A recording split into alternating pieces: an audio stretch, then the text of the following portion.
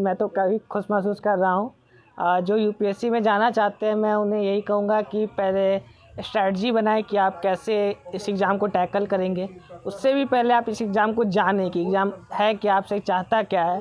और जब एक स्ट्रैटेजी बना ले तो स्ट्रैटेजी को अमल करें, एक दिन भी नहीं छोड़े और हमेशा टाइम पे हर चीज़ पढ़ें। और एक सबसे ज़्यादा इम्पोर्टेंट चीज़ है कि आप टेस्ट दें, क्योंकि टेस्ट से ही पता चलेगा कि आपका पोजीशन क्या है, आप ये कम्पीट कर सकते हैं या नहीं।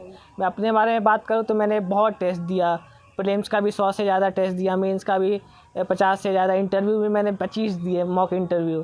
तो मुझे लगा कि टेस्ट देने से मुझे कॉन्फिडेंस आया और ये गेम पूरा कॉन्फिडेंस का है। तो मैं यही कहूँगा कि आप टेस्ट दीजिए, आपको खुद कॉन्फिडेंस आएगा, उसे एनालाइज भी करना है, बस ये नहीं कि आप बस टेस्ट देते रहें। आपकी प्रारंभिक शिक्षा कहाँ से हुई और आपने जब आप ग्रेजुएशन करने के लिए गए इसके बाद आपको फिर यूपीएससी की तैयारी में क्यों जाना था?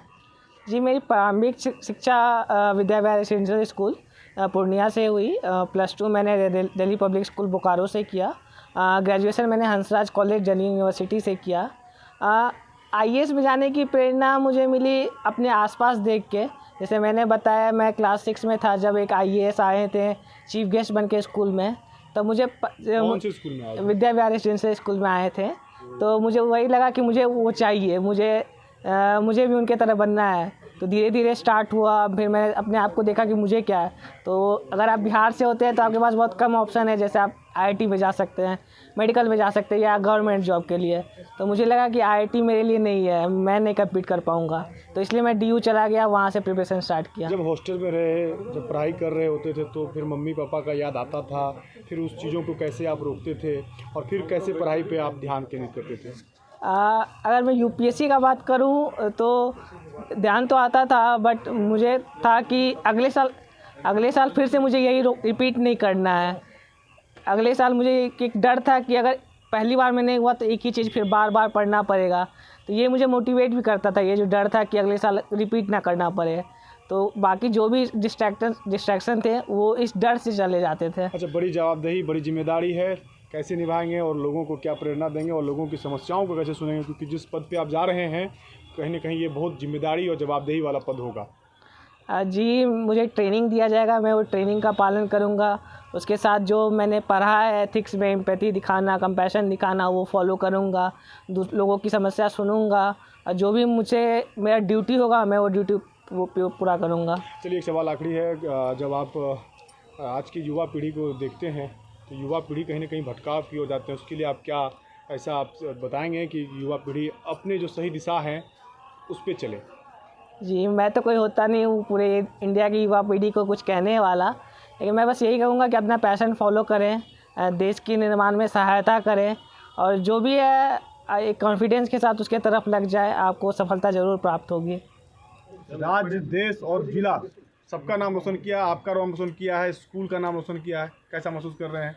अच्छा अनुभव कर रहे हैं। अच्छा अनुभव कर रहे हैं। शरारती था शुभम?